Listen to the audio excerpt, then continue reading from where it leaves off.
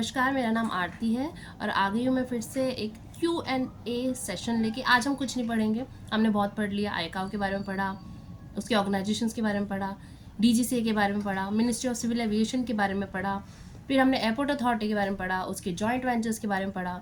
तो step by step हमने सारी चीज़ें पढ़ ली। अब आई थॉट कि एक पॉज लेना चाहिए और एक Q&A राउंड करती हूँ जिसमें बिल्कुल जनरल क्वेश्चन कि 10th के बाद या 12th के बाद एयरपोर्ट जॉब कैसे मिले और मैं कहाँ अप्लाई कर सकता हूँ, किस पोजीशन के लिए अप्लाई कर सकता हूँ या कर सकती हूँ। तो आज इसी के बारे में बात करने वाले हैं। तो वीडियो बहुत इंटरेस्टिंग होने वाली है, मेरे वीडियो पर बिल्कुल बने रहिएगा। अगर आप मेरे चैनल पर फर्स्ट टाइम आया है तो यू मोस्ट वेलकम। प्लीज़ मेरे चैनल को सब्सक्राइब कीजिए। मेरे टॉपिक्स अच्छे लगते हैं तो मेरी वीडियोज़ को लाइक कीजिए और ज़्यादा से ज़्यादा शेयर कीजिए अपने फ्रेंड्स, रिलेटिव, क्लोज वन, ताकि लोगों को ज़्यादा से ज़्यादा इन्फॉर्मेशन मिल पाए जिसको रिक्वायरमेंट है। तो विदाउट वेस्टिंग टाइम स्टार्ट करते हैं। अच्छा, जो आज का जो मेरा टॉपिक है ना, वो दो क्राइटेरिया पर बेस्ड है। सबसे पहले 10th पास के लिए। 10th पास अगर आप है तो आप कहाँ कहाँ अप्लाई कर सकते हैं, किस पोजीशन के लिए अप्लाई कर सकते हैं, क्या क्या रिक्वायरमेंट्स होती है।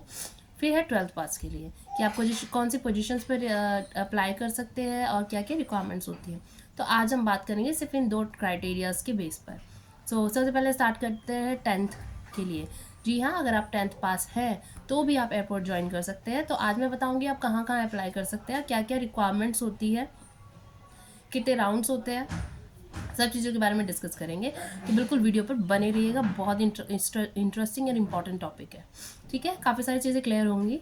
तो जो 10th, जो इनकेस अगर आप 10th पास है तो आप अप्लाई कहाँ कर सकते हैं, अभी वो बताती हूँ। सबसे पहले तो आप अप्लाई कर सकते हैं लोडर के लिए, आप अप्लाई कर सकते हैं कार्गो लोडर के लिए, आप अप्लाई कर सकते हैं क्लीनर के लिए, आप अप्लाई कर सकते हैं हाउसकीपिंग स्टाफ के लिए, आप अप्लाई कर सकते हैं पैंट्री बॉय के लिए। इसके अलावा आप अप्लाई कर सकते हैं ड्राइवर के लिए, आप अप्लाई कर सकते हैं किचन के लिए, आप अप्लाई कर सकते हैं हेल्पर के लिए, आप अप्लाई कर सकते हैं ट्रॉली लोडर्स के लिए और आप अप्लाई कर सकते हैं हैंडीमैन के लिए। ठीक है, एक एक करके आप डिस्कस करते हैं। फर्स्ट जो मैंने बताया वो लोडर बताया। तो ऑब्वियसली एयरपोर्ट पर जब इतने सारे पैसेंजर जाते हैं, इतना सारा लगेज लेके जाते हैं, तो लोडिंग की तो ज़रूरत पड़ती है। लोड और अनलोड दोनों करना पड़ता है एयरप्लेन्स में, तो उसके लिए भी स्टाफ की रिक्वायरमेंट होती है। तो वहाँ आप कर सकते हैं, अच्छा ऑप्शन है। सेकेंड है कार्गो। जैसे कि नॉर्मल इंटरनेशनल डोमेस्टिक एयरपोर्ट है तो इस तरह कार्गो एयरपोर्ट होता है जहाँ पे एक्सपोर्ट इंपोर्ट का सामान आता जाता है। वहाँ पर भी लोडर्स की रिक्वायरमेंट होती है, तो वो भी आप अप्लाई कर सकते हैं कार्गो लोडर के लिए। ठीक है, नंबर 3 पे मैंने बताया क्लीनिंग या हाउसकीपिंग स्टाफ। हाउसकीपिंग स्टाफ जो है वो भी एक अच्छा ऑप्शन है, क्योंकि आपको वहाँ पे प्रॉपर यूनिफॉर्म दी जाती है, प्रॉपर इक्विपमेंट्स दिए जाते हैं हाउसकीपिंग क्लीनिंग पर्पज़ से जो भी होता है। काफ़ी सारे केमिकल्स यूज़ किए जाते हैं, उसकी ट्रेनिंग होती है। इसके अलावा एयरपोर्ट रिलेटेड सिक्योरिटी पर्पज़ से जो ट्रेनिंग होती है वो भी प्रॉपर ट्रेनिंग दी जाती है, क्योंकि housekeep is also a point of contact to passenger. तो उनको उस ग्रीटिंग्स किस तरह करना है, पैसेंजर को किस तरह ट्रीट करना है, एमरजेंसी इन केस अगर आप कोई देखते हो कोई फेंट हो गया तो आपका रोल क्या है, आपकी हायरार्की कैसे फॉलो करनी है, वो सब चीज़ें हाउसकीपिंग स्टाफ को सिखाई जाती है। तो ये बहुत वास्ट डिपार्टमेंट है, ये भी अच्छा ऑप्शन है। इसके अलावा हो गया पेंट्री बॉय। पेंट्री बॉय के अलावा हो गया ड्राइवर, क्योंकि एयरपोर्ट जो एयरलाइंस होती है वो कैब प्रोवाइड करती है यूजुअली अपने स्टाफ को पिकअप एंड ड्रॉप के लिए। तो वहाँ पर ड्राइवर्स की रिक्वायरमेंट होती है, तो वो भी एक अच्छा ऑप्शन आप कर सकते हो। इसके अलावा हो गया किचन में, क्योंकि फूड आउटलेट्स होते हैं, काफ़ी सारे आउटलेट्स होते हैं, इंटरनेशनल आउटलेट्स होते हैं जिनमें किचन अपनी प्रॉपर किचन होती है। तो उसमें आप जॉब के लिए अप्लाई कर सकते हो, ये भी एक अच्छा ऑप्शन हो सकता है। इसके अलावा होगी हेल्पर, क्योंकि अपार्ट फ्रॉम फूड आउटलेट इसके अलावा काफ़ी सारे आउटलेट्स होते हैं, इंटरनेशनल ब्रांड्स होते हैं जहाँ हेल्पर की रिक्वायरमेंट होती है, तो वो भी आप कर सकते हो। इसके अलावा हो गया ट्रॉली लोडर, ट्रॉलीज़ के लिए जो रिक्वायरमेंट होती है स्टाफ की, तो वो भी आप अप्लाई कर सकते हो। तो ये कुछ पोजीशंस दी जो मैंने बताया कि आफ्टर 10th आप अप्लाई कर सकते हो एयरपोर्ट जॉब के लिए। अच्छा, इसमें क्वालिफिकेशन, ऑब्वियसली क्वालिफिकेशन 10th पास तो है ही है। इसके अलावा आपके पास जेन्युइन डॉक्यूमेंट्स होने बहुत ज़रूरी है। इसके अलावा अगर मैं एज की बात करूँ तो 18 से 30 साल के बीच में आप कभी भी ज्वाइन कर सकते हो, बिल्कुल। इसके अलावा जो है डॉक्यूमेंट्स क्या क्या चाहिए होता है, डॉक्यूमेंट्स में आपका CV चाहिए होता है, आधार कार्ड चाहिए होता है, आपका पैन कार्ड चाहिए होता है, पासपोर्ट, क्योंकि एयरपोर्ट पे जो भी स्टाफ करता है उसका पासपोर्ट मैंडेटरी है, होना ही होना चाहिए। इसके अलावा जो है आपका 10th का सर्टिफिकेट, ऑब्वियसली आपके डॉक्यूमेंट होने चाहिए, एजुकेशनल डॉक्यूमेंट्स, और इसके अलावा आपकी फ़ोटोज़। और अब बात करते हैं कि सिलेक्शन प्रोसेस क्या है। सिलेक्शन प्रोसेस में कुछ नहीं है, जस्ट आपका एक नॉर्मल इंटरव्यू होता है और उसके बाद आपका इनकेस अगर आप शॉर्टलिस्ट हो जाते हो देन आपका डॉक्यूमेंटेशन राउंड भी होता है नेक्स्ट, ठीक है। इसके अलावा अगर मैं बात करूँ सैलरी की, तो सैलरी जो है मिनिमम जो होती है 15,000, मैक्सिमम जो होती है वो 19,000 तक आप एक्सपेक्ट कर सकते हो। तो ये कुछ थी जॉब्स जो कि 10th बेस पर थी। तो ये जो मैंने बताया आपको डॉक्यूमेंटेशन रिक्वायरमेंट्स, ये आप अपना देख सकते हैं। इसके अलावा मैं एक और चीज़ एक केस पे डिस्कस करना चाहूँगी इससे पहले कि हम 12th पे बात करें, क्योंकि बहुत बार ऐसा होता था जब मैं जॉब पर थी तो हमारे पास बहुत बार ऐसा नॉट स्टाफ, आउटसाइडर्स होते थे। तो वो आके बताते थे कि हमने ऐसी जॉब के लिए अप्लाई किया था एयरपोर्ट पर, हमने इतना पे किया था, सामने वाले ने हमें अपॉइंटमेंट लेटर भी दे दिया है और उसने ये बोला था कि आप यहाँ आ जाना, फ़ोन कर लेना, और अब मैं फ़ोन कर रहा हूँ तो कोई नहीं उठा रहा, ठीक है। तो जो अपॉइंटमेंट लेटर था वो, जो सपोज मैं इंडिगो का एग्जाम्पल के तौर पर इंडिगो की बात करते कि इंडिगो का वो अपॉइंटमेंट लेटर दिया था, तो मैंने क्या किया, वो अपॉइंटमेंट लेटर जो था वो इंडिगो को दिखाया, उनके मैनेजर को, कि ये आपकी तरफ से इशू हुआ है और इज़ इट फेक और रियल जो लेटर हेड है। तो उन्होंने बताया कि हमारी तरफ से ऐसा कुछ भी नहीं है, इवन हम लोग हायरिंग भी नहीं कर रहे हैं, और ये जो लेटर हेड है ये भी फेक है, हमारी कंपनी का नहीं है, ओरिजिनल नहीं है। तो इस तरह की काफ़ी सारी फेक कंपनीज होती है, तो उनसे भी आपको बच के रहना है, बहुत सावधानी से सारे अपने डॉक्यूमेंट्स देने, क्योंकि लोग बहुत स्कैम, बहुत फ्रॉड कंपनियां घूम रही है। तो आपको क्या करना है, जब भी कभी आप अप्लाई करें naukri.com के थ्रू या इंडीड के थ्रू या जो भी ऐप के थ्रू आप अप्लाई करें, तो जो कंपनी का एड्रेस है ना, वहाँ जाके ज़रूर विजिट करिए, कंपनी को देख कर आइए कि जेन्युइन में वो जेन्युइनली वो कंपनी एग्जिस्ट करती है या नहीं करती है। उस कंपनी में जाइए, वहाँ के एम्प्लॉयज़ को देखिए, वहाँ के एनवायरनमेंट देखिए। अगर आपको हल्का सा भी लगता है ना कि हाँ ये कुछ फ्रॉड टाइप का है, क्योंकि जब फ्रॉड टाइप की बात होगी ना तो वहाँ पे 2-4 स्टाफ ही होगा, उससे ज़्यादा स्टाफ नहीं दिखाई देगा आपको ऑफिस में। या फिर एक जो प्रॉपर ऑफिस होता है ना वो ही जेन्युइन होगा, जहाँ पर बहुत सारे एम्प्लॉयज़ होंगे, हर किसी का अपना अपना डिपार्टमेंट होगा, हर कोई काम कर रहा है, तो आपको एक सेटिस्फेक्शन होगी एटलीस्ट जहाँ मैं पे कर रहा हूँ, क्योंकि एयरपोर्ट पर ना सिक्योरिटी अमाउंट पे कराते ही है, नो डाउट। बट आपको सिक्योरिटी अमाउंट किसको देना है वो आपको देखना है कि वो जेन्युइन है या फेक है। तो जब भी कंपनी का एड्रेस आपको मिले, एड्रेस पर विजिट करिए, देख कर आइए कि कंपनी जेन्युइन है या नहीं है जिसको मैं पे कर रहा हूँ, ठीक है। अच्छा, एक और चीज़, जो जितनी भी कंपनीज होती है ना, जितने भी मैंने आपको बताया लोडिंग, ये वो किचन वगैरह, ये सब थर्ड पार्टी है, सब थर्ड पार्टी कंपनीज होती है। तो इसलिए भी आपको जाके देखना चाहिए। जो थर्ड पार्टी होती है, सिर्फ कॉन्ट्रैक्चुअल जॉब्स होती है, ये आप ये मत समझिए कि आपकी जॉब लगी, तो ये परमानेंट जॉब है। सो परमानेंट इन द सेंस के जो कंपनीज होती है, थर्ड पार्टी कंपनीज होती है, ये कॉन्ट्रैक्ट बेस्ड होती है और इनका कॉन्ट्रैक्ट कभी भी ओवर हो सकता है, दूसरी कंपनी आके हैंड ओवर लेती है। तो इसमें क्या होता है, अच्छा मेरे साथ भी, अब मैं अपना एग्जांपल देती हूँ। जब मैंने ज्वाइन करा, I was on third party payroll, तो आफ्टर 9 मंथ मेरी कंपनी का जो कॉन्ट्रैक्ट था, it was a contractual job, उसका कॉन्ट्रैक्ट ओवर हो गया आफ्टर 9 मंथ। सो जब 8 मंथ के बाद में बताया कि contract is about to over, तो क्योंकि फर्स्ट टाइम था तो आई वॉज वरिड कि अब क्या होगा, और नेक्स्ट कंपनी में आप अगर ज्वाइनिंग नहीं कर पाई तो क्या होगा। इवन मैंने जॉब ढूंढना स्टार्ट भी कर दी थी, बट ऐसा कुछ नहीं होता है, क्योंकि जो नई कंपनी जो भी आएगी वो इतनी जल्दी रिक्रूट नहीं करती लोगों को। तो जो एग्जिस्टिंग स्टाफ है, जो ऑलरेडी काम कर रहा है, वो उन्हीं को ही हायर करती है, और प्लस जो उनकी सैलरी जो अभी एग्जिस्ट कर रही है उस पर वो कुछ परसेंट हाइक देके उन्हीं को ही रिक्रूट कर लेते हैं, पूरी टीम को, जो कि ऑलरेडी एयरपोर्ट पर काम कर रही है। सो डोंट वरी, अगर आपको आपकी कंपनी का कॉन्ट्रैक्ट ओवर हो भी जाता है तो जो नेक्स्ट कंपनी आएगी ना वो आपको यूं का यूं ले लेगी, बस उनकी थोड़ी जॉब रोल पॉलिसीज़ वगैरह डिफरेंट होगी, अदरवाइज वो आपको यूं का यूं हायर कर लेती है और थोड़ा बहुत इंक्रीमेंट भी मिल जाता है सैलरी पर। तो ये है। तो अब बात करते हैं नेक्स्ट क्राइटेरिया पर। सो जो नेक्स्ट क्राइटेरिया है मेरा वो है 12th पास। अच्छा, 12th पास करने के बाद ना हर किसी के मन में ये होता है कि एयरपोर्ट पर जॉब करनी है। अच्छा, एयरपोर्ट पर कहाँ जॉब करनी है पता नहीं, बस एयरपोर्ट पर जॉब करनी है। आपको पता होना चाहिए आपके पास कौन कौन से ऑप्शन है, और उस ऑप्शन के अकॉर्डिंग ही आपको अपनी प्रिपरेशन करनी होगी, क्योंकि 10th इज़ ओके, उनमें ज़्यादा कम्युनिकेशन स्किल्स की रिक्वायरमेंट नहीं होती है। जस्ट अच्छा, 10th बेस पर जो होते हैं ना उनको सिर्फ ये बोला जाता है कि आपको इंग्लिश थोड़ी बहुत समझ में आनी चाहिए, इतनी रिक्वायरमेंट नहीं होती है कि आपको इंग्लिश बोलनी है, ये करना वो करना, नो, आपको जस्ट समझ में आना चाहिए।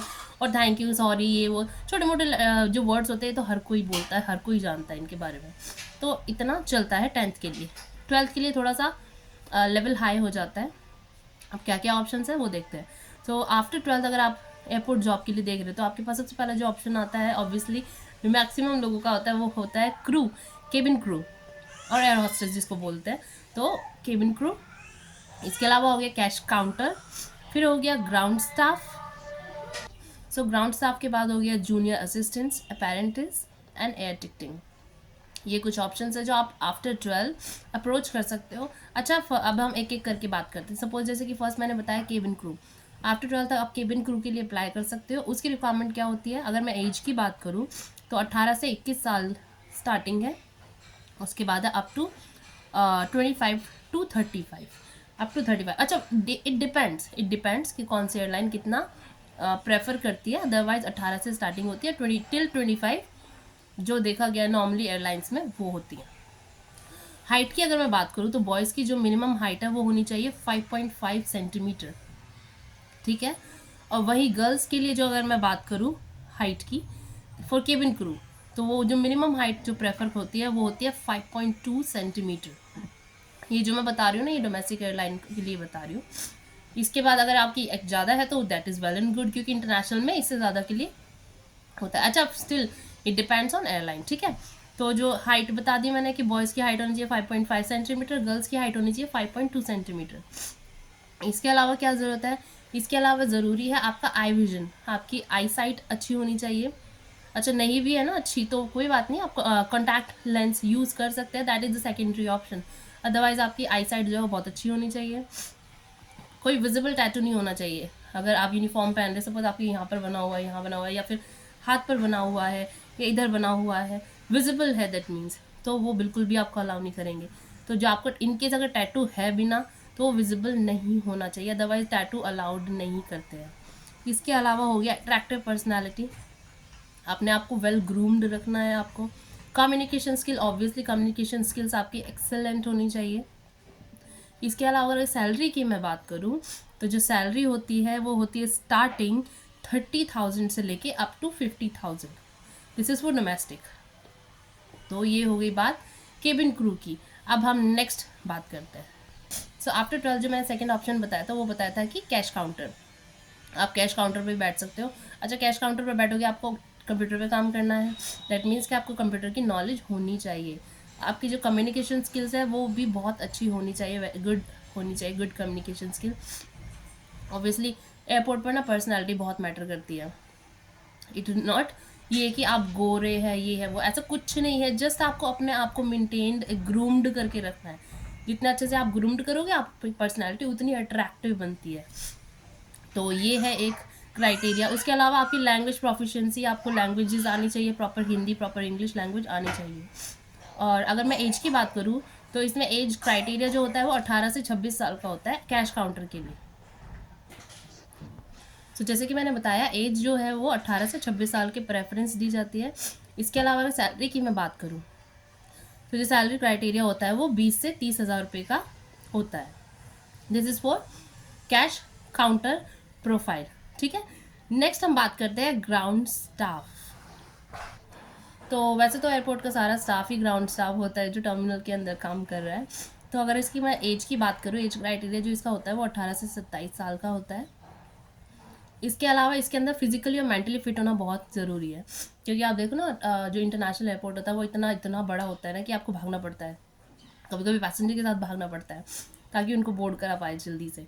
तो मेंटली और फिजिकली दोनों तरीके से जो एम्प्लॉय है वो फिट होना चाहिए for ground staff. And again next जो पॉइंट है वो है अट्रैक्टिव पर्सनालिटी। जैसे कि मैंने बताया एयरपोर्ट पर वैसे ऑलमोस्ट सबको ही पर्सनालिटी ग्रूमिंग के लिए मैंडेटरी होती है ग्रूमिंग, भले ही वो हाउसकीपिंग स्टाफ हो, क्लीनिंग स्टाफ है, कोई भी स्टाफ हो, ग्रूमिंग जो हर किसी के लिए मैंडेटरी है कि आपको ग्रूम्ड होकर आना ही आना है। इसके अलावा लैंग्वेज प्रोफिशिएंसी होगी कि आपको लैंग्वेज आनी चाहिए, एक्सीलेंट कम्युनिकेशन स्किल्स होनी चाहिए। अच्छा, इसमें जो सैलरी होती है ना वो 20,000 से स्टार्ट होती है, 40,000 तक होती है ग्राउंड स्टाफ की। इसके अलावा इंटरनेशनल जो होती है वो डिफरेंट करती है एयरलाइंस पर। सो ये बात होगी ग्राउंड स्टाफ की। अब बात करते हैं हम जूनियर असिस्टेंट की। जूनियर असिस्टेंट जो जॉब होती है प्रोफाइल आफ्टर 12 ये होती है टेक्निकल वर्क के लिए। टेक्निकल है तो दैट मीन्स आपको डिप्लोमा चाहिए होगा, आईटी का डिप्लोमा हो गया, ऑटोमोबाइल के डिप्लोमा हो गया, या मैकेनिकल डिप्लोमा हो गया, इस तरह के डिप्लोमा की रिक्वायरमेंट होती है। इसके अलावा जो एज की क्राइटेरिया की बात करूँ तो एज क्राइटेरिया जो है वो 18 से 30 साल का होता है, और सैलरी जो होती है वो 20 से 30,000 रुपये तक होती है। नेक्स्ट जो है वो अपेरेंटिस। अपेरेंटिस जो होती है इसमें बीटेक की रिक्वायरमेंट होती है, इलेक्ट्रॉनिक, कंप्यूटर्स, आईटी डिप्लोमा जिसके पास है। एज क्राइटेरिया होता है 18 से 26, और सैलरी होती है 20 से 25,000 रुपये फॉर अपेरेंटिस। और जो सबसे लास्ट इंपॉर्टेंट है वो है एयर टिकटिंग, बहुत इंपॉर्टेंट है।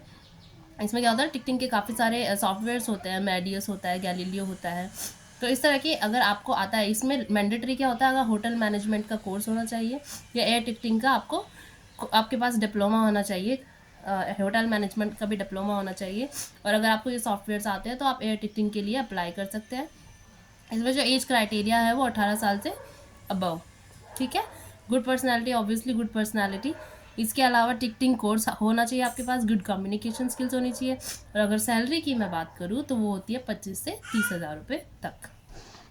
सो ये थी कुछ जॉब जो आप आफ्टर 10th और आफ्टर 12th अप्लाई कर सकते हैं एयरपोर्ट के लिए। बट जैसे कि मैंने बताया कि बहुत सावधान रहना है आपको देखना है कि जो भी कंपनी के थ्रू आप अप्लाई कर रहे हो वो जेन्युइन हो। कंपनी विजिट करिए, लोगों से बात करिए, देखिए जाकर। और सिक्योरिटी वो लेते हैं, नो डाउट सिक्योरिटी लेते हैं, वो आपको रिफंडेबल हो जाता है जब भी आप इनकेस क्विट करते हो जॉब। तो ये थी आज के एक छोटा सा टॉपिक जो कि बहुत जनरल क्वेश्चन से डिस्कशन ज़रूरी था। तो आई होप आपको आज मेरी वीडियो अच्छी लगी होगी। तो प्लीज़ इसको लाइक कीजिए, मेरे चैनल को सब्सक्राइब कीजिए, और जितना हो सके ना स्प्रेड कीजिए। पता होना चाहिए लोगों को, भाई स्पेशली स्टूडेंट्स को जो 10th और 12th पास है, कि उनके पास क्या क्या जॉब अपॉर्चुनिटी है, करियर ऑप्शंस है। सो आज के मैं यही पॉज करती हूँ, मिलती हूँ नेक्स्ट टाइम एक बड़े इंटरेस्टिंग टॉपिक पर। सो मिलते हैं नेक्स्ट टाइम। नमस्कार and thank you so much.